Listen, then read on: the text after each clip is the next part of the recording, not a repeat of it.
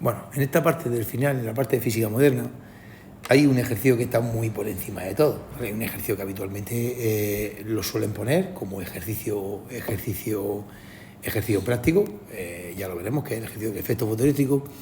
Y luego hay otro bloque también que a veces se pregunta, pero ya más como cuestión. Hay una parte de desintegración de núcleos radiactivos, ¿vale?, en la que trabajaremos con una cosa que se llama semiperiodo, ¿vale?, vida media, unos cuantos conceptos que lo veremos, pero esa parte realmente, por la razón que sea, ¿vale?, al coordinador le gusta un poquito menos a la hora de ponerla y no nos la pone tanto en el ejercicio largo, práctico de desarrollo, como sí en alguna cuestión, ¿no? Entonces, vamos a ver fundamentalmente la explicación, como al final yo quiero que os quedéis con lo general, ¿vale?, porque es lo que a mí me interesa.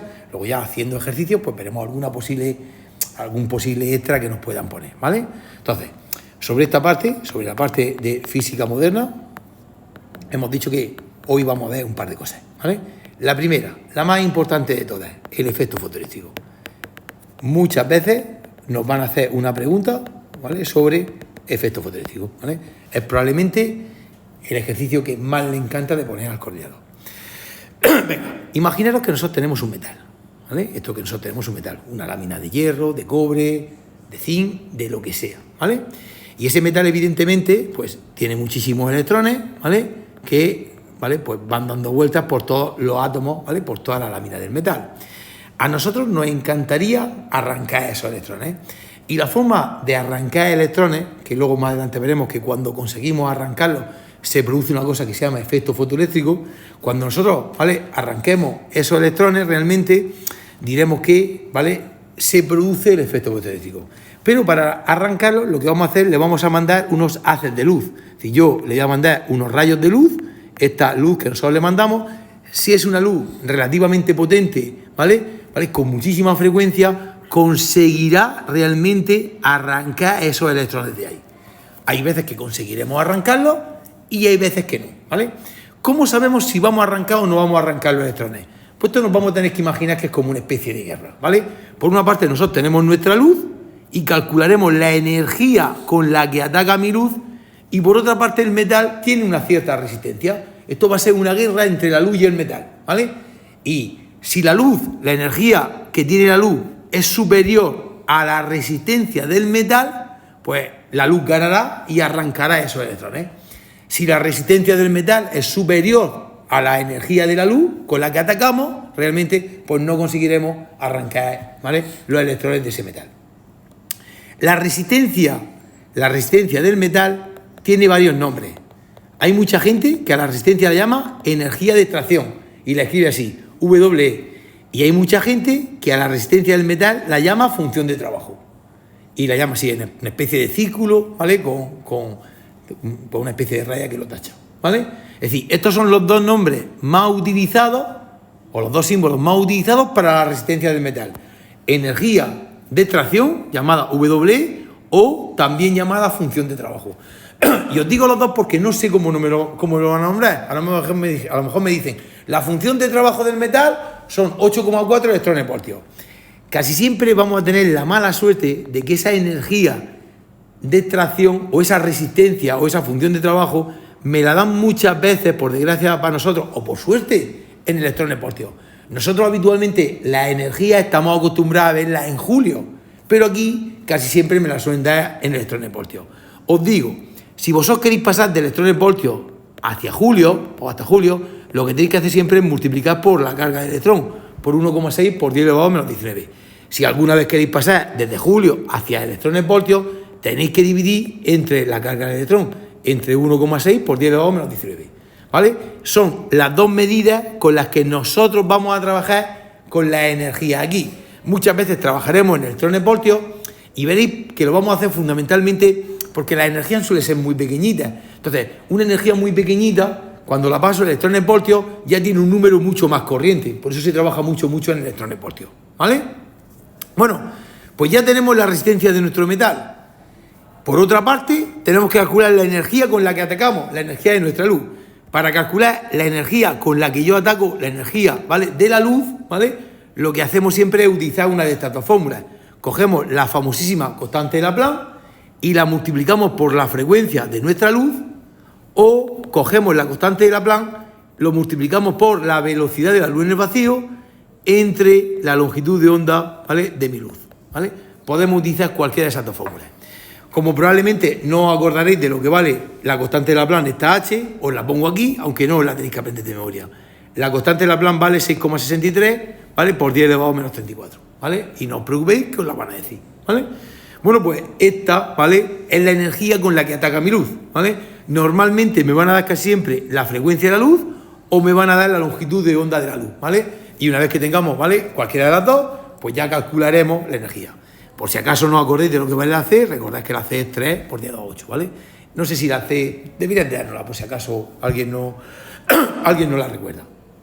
También es importante que sepáis la relación que tengo cuando hablamos de fotones de luz, la relación que tengo entre la frecuencia y la longitud de onda. Acordaos que la velocidad de la luz es igual a la longitud de onda multiplicado por la frecuencia, ¿vale? Por si acaso, no sé, tenéis la frecuencia y queréis la longitud, o tenéis la longitud de onda y queréis la frecuencia, ¿vale?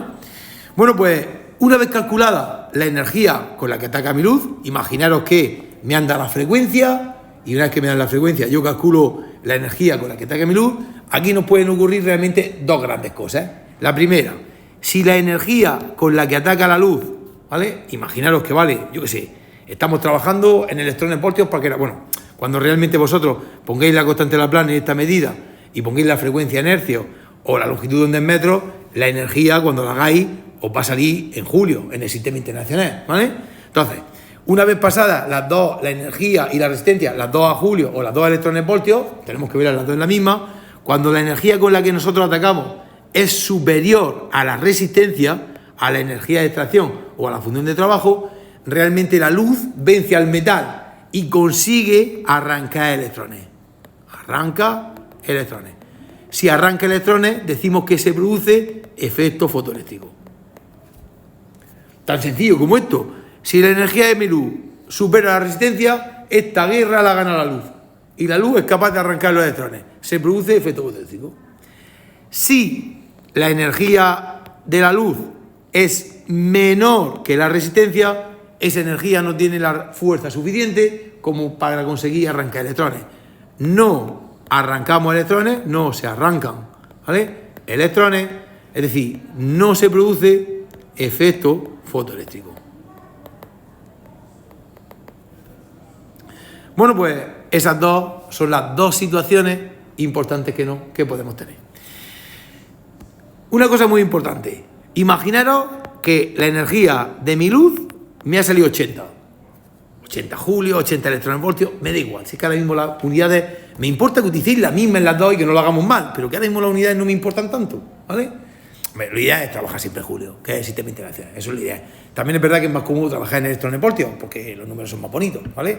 Cuando trabajamos en electronvoltios en estos ejercicios nos sale 2,7, 3,8, 5,4, 8,2... Cuando trabajamos en julio nos sale 10 elevado a menos 20 o 10 elevado a menos 18, nos salen números muy feos, ¿vale? Pero bueno, ¿vale? Pero yo al final lo que quiero es que os quedéis con el concepto. Si yo ataco con una energía de 80, ¿vale?, y la resistencia o la función de trabajo, como queréis llamarlo, es 60, realmente como la energía de mi luz es superior a la resistencia, voy a ser capaz de arrancar electrones. Y esos electrones que yo arranco, ¿con qué energía los voy a arrancar? Pues esos electrones que yo arranco los voy a arrancar con una energía cinética, que es la diferencia entre la energía de ataque y la resistencia. Es decir, si ataco con 80 y defiendo con 60, los 20 que me sobran va a ser la energía cinética que le vamos a suministrar a los electrones. Es decir, la energía cinética de los electrones será la diferencia entre esa energía con la que atacamos y nuestra resistencia. Es decir, la energía cinética nos va a salir 80 menos 60, que la verdad es que de cabeza la podíamos haber visto, que directamente son 20. Bueno, pues nosotros atacamos con una energía, ¿vale? O sea, perdón, arrancamos los electrones y los electrones tendrían una energía cinética de 20 julios, electrones voltios o lo que sea. Una vez que tengamos la energía cinética con la que arrancamos cada uno de esos electrones, pues recordad que la energía cinética es un medio de la masa por la velocidad al cuadrado. Podremos calcular con qué velocidad se mueven esos electrones, porque ya tenemos la energía cinética calculada, porque tendremos la masa de electrón que nos la dan en el ejercicio y despejaremos la velocidad. Con lo cual, recordad que en caso de que se produzca efecto fotoeléctrico y se arranquen electrones, la energía cinética será la diferencia entre la energía con la que ataca mi luz y la resistencia. Llamadla función de trabajo, energía de extracción, llamadla como vosotros queráis. esta será realmente una de nuestras fórmulas importantes. Bueno, aquí quiero que sepáis una cosita más, ¿vale? Se calcula muchas veces una frecuencia y una longitud de onda que se llaman frecuencia límite y longitud límite. Sobre todo, ¿vale? La frecuencia límite. Hay una frecuencia muy famosa que se llama frecuencia umbral. Con la energía, ¿vale? Sabéis que hemos puesto una fórmula inicialmente que hemos dicho que la energía con la que ataca mi luz es la constante multiplicado por la frecuencia. Pues hay otra frecuencia muy famosa que es la frecuencia umbral, que se calcula con la energía de extracción o con la resistencia, que nos dice siempre que la energía de extracción es igual a la constante de Laplace multiplicado por una frecuencia muy famosa a la que llamamos frecuencia umbral. También podemos decir que la energía de extracción o la función de trabajo, como queréis llamarla, es igual a la constante de Laplace por C y partido de la longitud de onda umbral. Entonces se pueden calcular dos nuevos conceptos: frecuencia umbral y longitud umbral. ¿Y para qué sirven? ¿Vale? Pues sirven para saber también si se produce efecto fotoeléctrico. Si la frecuencia de mi luz es superior a la frecuencia umbral, eso significa que mi luz tiene una frecuencia superior a la frecuencia límite de resistencia y en este caso se produce de nuevo efecto fotoeléctrico. O sea, hay como una segunda forma de saber si se produce o no se produce efecto fotoeléctrico, que es simplemente si una vez calculada la frecuencia de luz o me la dan, si yo calculo la frecuencia umbral y la frecuencia de mi luz es superior a la umbral, voy a ser capaz de arrancar electrones. No hace falta calcular la energía, ¿vale? Que sepáis que utilizamos la misma fórmula, ¿vale? Para umbrales que para normales y corrientes, es decir, C es igual a longitud umbral por frecuencia umbral, ¿vale? Esa fórmula es válida si utilizamos umbrales, ¿vale? Y bueno, una vez que nosotros hemos visto esto, yo la verdad es que normalmente casi nunca lo hago así. En mi cabeza tengo la costumbre habitualmente de hacerlo siempre con energía. Yo siempre miro si la energía con la que ataca mi luz es superior, ¿vale?, a mi resistencia o a mi función de trabajo, como queréis llamarlo, pero que sepáis que aquí tenéis una segunda opción, ¿vale?, muy buena, pero sobre todo que sepáis lo de frecuencia umbral, porque es que me lo pueden preguntar, que calculemos esa frecuencia límite o esa frecuencia umbral, o me la pueden dar. Muchas veces a lo mejor me dan la frecuencia umbral y podemos sacar la función de trabajo. Acordad lo que he dicho antes, que la función de trabajo o la resistencia es la constante de Laplace multiplicado por la frecuencia umbral, con lo cual en alguna ocasión nos pueden dar esa frecuencia límite, esa frecuencia umbral, a partir de la cual ya arrancaremos electrones y con ella podemos sacar la resistencia, ¿vale? Entonces es bueno que eso lo tengamos en cuenta, ¿vale? Merece la pena que os miréis muy bien esta parte, porque últimamente están poniendo ejercicios con cierta frecuencia, ¿vale?, del efecto fotoeléctrico, ¿vale? Pero bueno, yo hoy quería hacer, ¿vale?, otra segunda parte muy importante, que es un poquito más para cuestiones, que es la parte que llamamos de desintegración. Aquí realmente nosotros tenemos muchas más opciones de que esto realmente nos salga, ¿vale? Tenemos muchísimas más opciones de que nos salga en una cuestión, de que nos salga realmente en la parte de problemas. Pero bueno, si al final os sale una cuestión sobre desintegración, yo creo que merece mucho la pena que la hagáis, ¿vale? Nos van a salir más cosas, pero yo al final quiero centrarme en lo fundamental. Ya el próximo día, cuando hagamos algún ejercicio más, ¿vale?, seguramente, probablemente, completaremos no solamente este tema, ¿vale?, y algunos temas más. Venga, ¿qué es esta segunda parte de la desintegración? Mira, muchas veces nosotros tendremos unos núcleos radiactivos muy famosos que nos van a decir que poco a poco se van desintegrando. Tú tendrás una cantidad de núcleos gigante, a lo mejor tendrás 1 millón, y conforme va pasando el tiempo, ese millón de núcleos poco a poco van desapareciendo y a lo mejor al cabo de 10 años, pues solamente nos quedan la mitad, nos quedan solamente 500.000, ¿vale? Entonces, nosotros tenemos una fórmula muy importante, la fórmula más importante que vamos a ver en todo este bloque, que nos dice que el número de núcleos radiactivos que nos quedan es igual al número de núcleos que habían inicialmente. Sabéis que siempre utilizamos el sub cero para el momento inicial, por el número E elevado a menos una constante lambda, que llamaremos la constante de desintegración, ¿vale?, de esos núcleos radiactivos, multiplicado por el tiempo. Esta fórmula que nosotros tenemos aquí va a ser la fórmula más importante con la que nosotros vamos a trabajar, donde N sub 0 son los núcleos que nosotros tenemos iniciales, o a lo mejor inicialmente tenemos 5 millones, N son los núcleos que nos quedan cuando han pasado, ¿vale?, ese tiempo, T es el tiempo. Es verdad que no nos van a quedar los mismos núcleos cuando ha pasado un año, que cuando han pasado 2, que cuando han pasado 5. Cuanto más tiempo pase, se supone que la cantidad de núcleos que nos quedan es cada vez más pequeña. El número E es uno de los números irracionales más famosos que existe. Sabéis que aproximadamente ese número E vale pues 2,71 y pico. Bueno, ese número lo tenéis en la calculadora. Y lambda es lo que se conoce como la constante de desintegración. Que aquí, ¿vale? A los niveles que vosotros tenéis, ya mucha gente me dice, pero entonces la constante me la van a dar siempre. Yo digo, pues a lo mejor no. A lo mejor me dan la n sub 0, me dan el tiempo, la e que la conozco y me piden la constante. No lo saben, ¿vale? Bueno, tengo que deciros que el tiempo aquí podemos trabajar indistintamente, en días, en años, en segundos, en lo que sea, y en lo que trabajemos con el tiempo, pues la constante será exactamente lo mismo, pero a la menos 1. Es decir, si el tiempo, por ejemplo, estáis trabajando con él en días, pues la constante de desintegración serán días a la menos 1. Es decir, realmente siempre es la inversa del tiempo con el que estemos trabajando, ¿vale? Bueno, pues probablemente esta sea la fórmula más importante, porque es la que nos permite saber cuántos núcleos nos van a quedar cuando ha pasado una cierta cantidad de tiempo. Por eso posiblemente sea la fórmula pues más famosa de este bloque de desintegración. Hay dos términos también muy famosos que quiero que conozcáis. El primero se conoce como el semiperiodo de desintegración. Es el semiperiodo, es el tiempo que tarda la muestra realmente en dividirse entre 2, que al final realmente nos quede la mitad. Si al final, si yo tengo 1.000.000 de núcleos, pues me gustaría saber cuánto tiempo necesito para al final tener 500.000, ¿vale? Entonces, llamamos semiperiodo de desintegración, ¿vale?, al tiempo que se tiene que transcurrir para que realmente la muestra se divida justamente a la mitad. Es decir, nos queden justamente la mitad de los núcleos que teníamos inicialmente. Y el semiperiodo es siempre el logaritmo neperiano de 2 partido de la constante de desintegración. Esta fórmula también es muy importante porque gracias a ella muchas veces a lo mejor me dan como pista el semiperiodo y yo de aquí voy a despejar la constante. Y luego la constante me va a servir probablemente para la primera fórmula importante que hemos visto. Entonces, es muy importante esta fórmula porque muchas veces nos hablarán del semiperiodo, o a lo mejor me lo preguntan. A lo mejor nosotros previamente primero hemos calculado la constante de desintegración y luego me preguntan el semiperiodo, ¿vale? Y por otra parte tenemos lo que se conoce como la vida media. Tau o vida media, ¿vale?, es siempre directamente 1 partido de lambda.